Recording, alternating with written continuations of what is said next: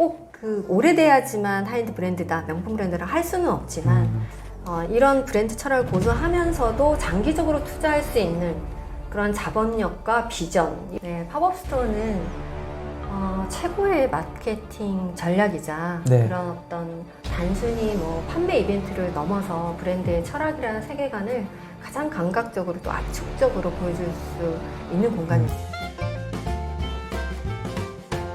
이런 이제 명품 브랜드 얘기할 때 항상 궁금한 게 왜 우리나라는 이런 명품 브랜드가 없을까? 가끔 뉴스 보면은 모 회사에서 해외 명품 브랜드 회사를 인수했다 뭐 이런 얘기는 가끔 들리긴 하는데 뭐 우리나라에서 탄생돼가지고 이게 진짜 뭐 구찌나 뭐 샤넬처럼 뭐 세계적인 명품 브랜드가 되는 건 없는 것 같아요. 있나요? 한국에서도 세계적인 명품 브랜드가 있긴 하지만 적은 이유가 있을 텐데요. 여러 가지가 있을 텐데 저는 한 2가지 정도로 말씀을 드리고 싶어요. 그래서 우리나라가 그 장인 정신과 헤리티지를 숙성시킬 시간이 조금 부족하지 않았나. 그러니까 명품은 말씀드렸지만 한 170년, 180년대 명품이 많잖아요.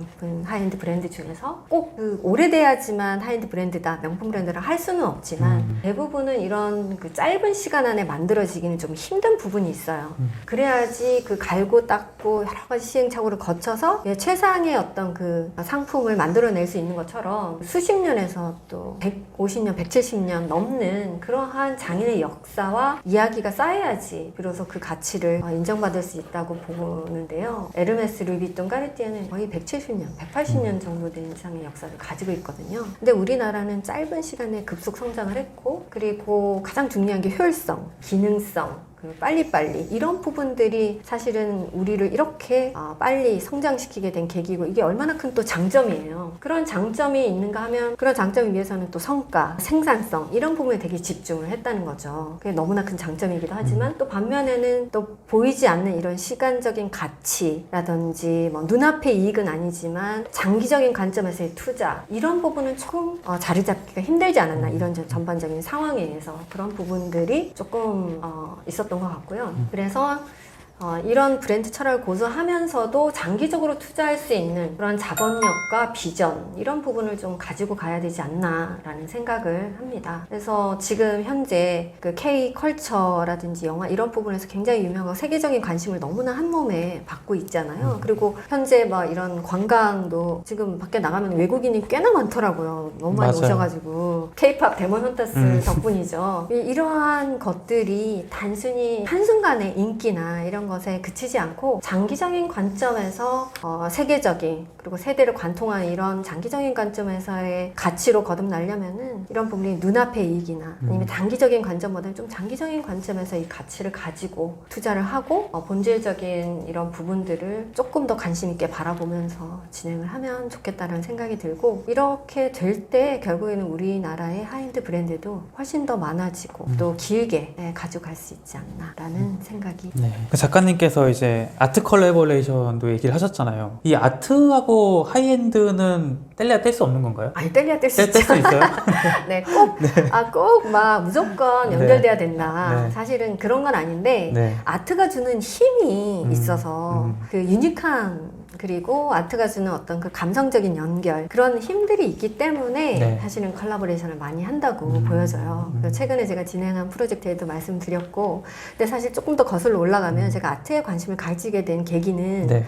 있습니다. 제가 유학 시절에 그 베네치아 비엔날레를 보러 갔었거든요. 근데 그 비엔날레 옆에 또 그 마크 로스코라는 그 유명한 그 작가의 작품 전시가 있었어요. 그래서 마크 로스코는 제가 알고는 있었는데 직접 전시를 본 건 그때가 좀 처음이었고, 굉장히 예전이죠, 제 유학 시절이니까. 그래서 되게 좋다, 분위기가 너무 좋았거든요. 보고 있는데 어떤 그림 앞에 딱 섰는데 갑자기 눈물이 확 흐르기 시작하는 거예요. 저도 너무 놀란 거예요. 그게 처음 있는 일이었으니까요. 그 전에 제가 막 아트에 너무나 관심이 있거나 그렇지 않고, 저는 이제 디자인에 유학을 갔으니까 디자인에 관심이 많고 굉장히 뭐 디자인 전시를 굉장히 보러 다녔지, 아트 전시는 그 당시에 많이 보러 다니진 않았거든요. 근데 막 눈물이 막 흘러서 저도 너무 당황을 한 거예요. 너무 행복한 유학생활을 하고 있는데 막 눈물이 흐르니까. 그래서 뭐 친구랑 같이 가는데 친구가 무슨 일이 있냐라고 막 물어보더라고요. 그래서 이거 나 왜 이러지? 뭔가 특별한, 이 그림에 뭔가 특별한 게 있나라고 생각을 해서 막 검색을 해서 찾아봤더니 네. 저 같은 사람이 많더라고요. 오. 근데 마크 로스코의 작품을 보고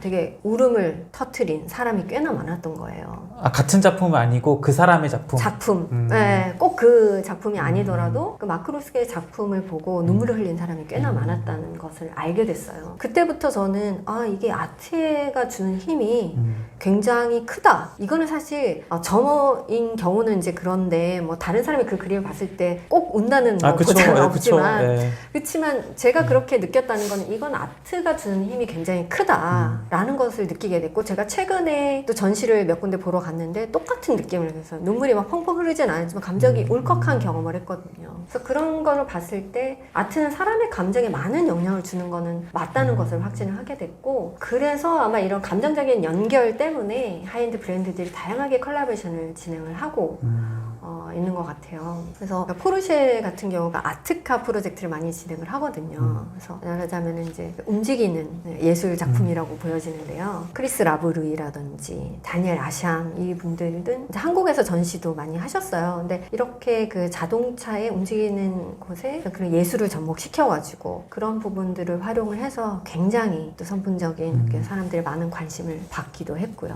그래서 이런 부분들이 예술이 주는 어떤 그런 감동, 감성이 고객과 연결될 때 굉장히 또 흥미로운 그런 부분들이 될 수 있고, 브랜드에 대해서 다시 한번 또 인식하게 될 수 있는 그런 계기가 될 수도 있을 것 같아요. 그 이번 책에서 작가님께서 이제 공간은 최고의 마케팅 전략이다 라고 해주셨어요. 그 어떤 의미인가요? 그 공간은 단순히 판매 장소를 넘어서 브랜드 철학과 가치를 가장 직관적으로 그리고 강력하게 경험할 수 있는 매개체잖아요. 그래서 그 공간에서는 사실 오감을 느낄 수 있거든요. 요즘은 이런 향기 마케팅도 많이 하니까 시각적인 측면, 뭐 그런 향기, 뭐 이런 맞아요. 여러 가지 오감들을 느낄 수 있는 그런 곳이기 때문에 소비자들은 요즘은 이제 온라인으로 구매를 많이 하고 그 오프라인의 공간은 약간 체험 공간으로 많이 활용을 하고 있잖아요. 그래서 거기에서 브랜드의 세계관이나 아니면 뭐 옷을 입어보기도 하고 아니면 신제품 테스트를 하기도 하는 그런 가치 있는 경험과 스토리를 구매를 하고 싶어 하기 때문에 공간은 굉장히 중요한 전략적인 마케팅을 할 수 있는 그런 최고의 마케팅 전략이다라고 보여집니다. 그래서 팝업 스토어라든지 플래그십 스토어는 이 브랜드의 세계관을 직접 경험할 수 있게 그렇게 만들어주고, 그런 의미에서 다양하고 흥미로운 경험을 할 수 있고, 그런 흥미로운 경험을 했을 때 또 구매로 연결될 수 있는 그런 동기가 될 수 있다는 거죠. 저는 약간 그 팝업스토어 요즘에 성수동에서 많이 하잖아요. 네네.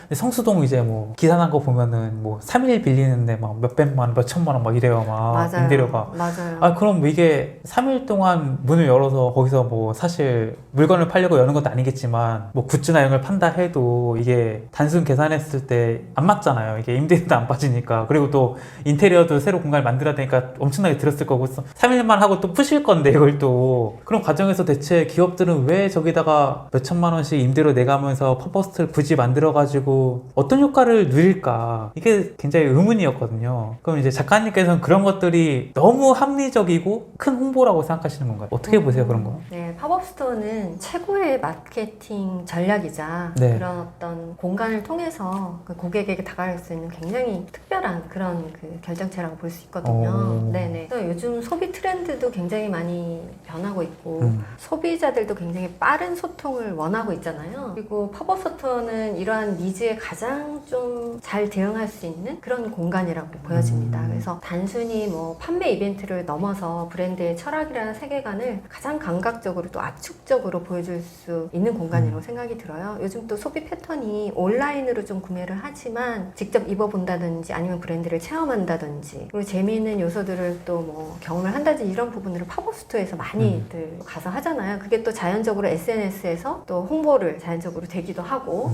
그렇게 하다 보니 이런 팝업 스토어가 굉장히 중요하다고 생각이 드는데요. 또 한 가지 예를 들면 2024년도 7월에 그 런던의 벌링턴 아케이드에서 열렸던 그 에스턴 마틴의 팝업 스토어. 에스턴 마틴은 자동차 브랜드잖아요. 007의 제임스 본드 카로 유명한 그런 이제 에스턴 마틴의 팝업 스토어가 열렸는데 하우스 오브 큐라고. 그래서 이게 들어가는 진입부터가 좀 재밌어요. 왜냐하면 이 에스턴 마틴의 그 자동차가 제임스 본드 카인 것처럼 그 007하고의 영화와 깊은 관련성이 있잖아요. 그래서 이 팝업 스토어로 이제 체험 공간을 진입하는 것조차도 약간 비밀스럽게 접근을 했어요. 잡지 가판대처럼 보이는데 그 뒤에 문이 있어서. 아, 그래요? 네.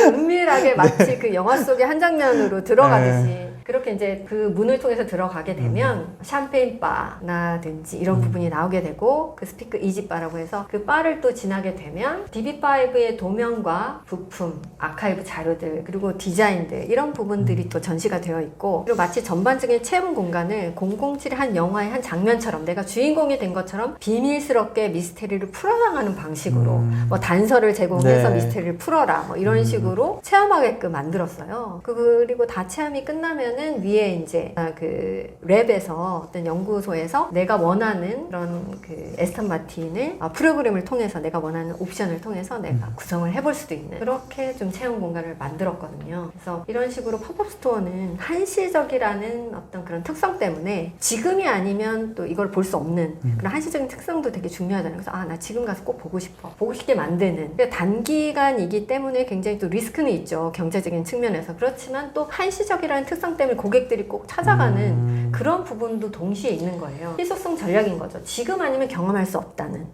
그런 메시지를 통해서 고객들의 방문을 유도하게 되는 거예요. 그래서 이 공간에서 얻은 강렬한 브랜드 경험은 고객들로 하여금 또 SNS를 공유하게 만들고 또 자연적으로 이렇게 되면 바이럴 마케팅이 되겠죠. 그래서 신제품을 미리 선보이는 테스트베드 역할을 하거나 또 새로운 고객층을 유입시키는 내가 그 브랜드에 관심이 없더라도 네. 그런 어떤 팝업 스토어를 이렇게 하면 흥미로우니까 거기 가서 또 체험을 하면서 새로운 또 팬이 될 수도 있는 그런 전략적인 역할을 수행하게 되는 겁니다. 그래서 결국 팝업 스토어는 짧은 시간 내에 고객들의 이제 브랜드를 인식시키는 임팩트 있게 인식시키고 연결시키는 그런 전략적인 공간 마케팅이라고 볼 수 있어요. 그래서 기업들이 그렇게 많은 돈을 투자해서라도 팝업 스토어를 여는 이유이기도 합니다. 그러니까 이제 팝업 스토어를 만들면은 일단은 그 브랜드의 기존 팬이신 분들이 일단 뭐 방문을 기본적으로 할 테고 또 이제 뭐 핫플레이스 이런 데 많이 만드니까 지나가다가 저게 뭐지? 하고 들어갈 수도 있는 부분이 있는 거고 그렇게 하면 그렇죠. 이제 그 브랜드에 대한 첫 경험을 이제 팝업 스토어를 통해서 하겠죠. 그러다. 이제 그 과정에서 사람들이 이제 그 안에서의 뭔가 활동이나 이런 것들을 SNS에 올리면서 바이럴이 일어난다. 그렇죠. 이런 거예요. 네네, 그렇습니다. 야, 그러니까 이게 팝업스토어에 몇 명 방문했냐 이것보다도 어떻게 보면은 그 바이럴로 통해서 진짜 수십만 수백만을 뻗어갈 수 있는 그거거든요. 그렇죠. 네. 거기에 방문의 숫자보다는 그것이 어떻게 임팩트를 가지고 고객에게 네. 다가가서 SNS에서 퍼지느냐. 네. 그런 부분들이 오히려 더 이슈가 되는 거죠.